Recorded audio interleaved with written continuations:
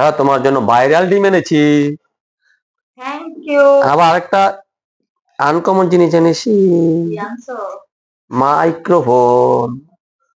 তোমার তো এটা দরকারই।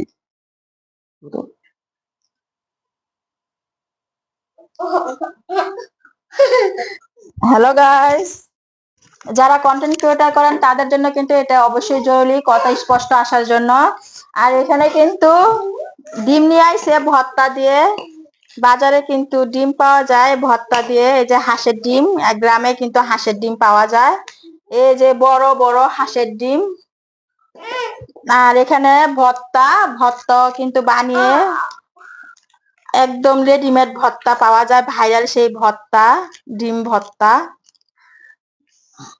না না, ডিমটা সোলাও, এই যে হাঁসের ডিম সোলাও। ডিম খাবনি?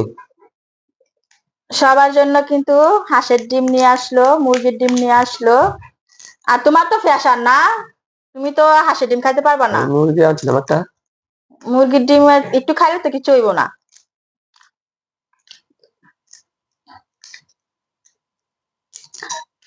হাঁসের ডিম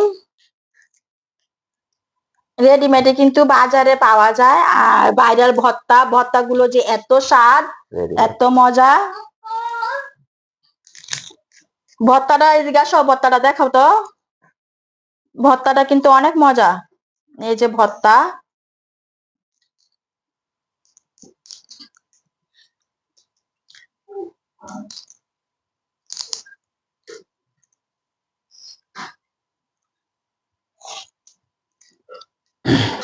আর মাঝে মধ্যে কিন্তু একটা ডিম খেলে ভালোই লাগে, ভালোই শরীরটাও ভালো লাগে। আর ডিম দুধ খেলে কিন্তু শরীরের পুষ্টিটা পূরণ হয়। প্রতিদিন একটা ডিম খেতে পারলে কিন্তু শরীরের যে পুষ্টিটা আছে, যে দুর্বলতাটা আছে, সেটা কেটে যায়। আর এটা কিন্তু হাফ বল করা হয়েছে, এই যে ওয়াও, অনেক সুন্দর কিন্তু। এরকম হাফ বল করা হাঁসের ডিম কিন্তু খেতে অনেক মজা। নাও, আরে খাও। কি খাইতে চাইছে না, এর জন্য যে প্রেশারটা বেড়ে যায়, হাঁসের ডিম খেলে কিন্তু প্রেশার বেড়ে যায়।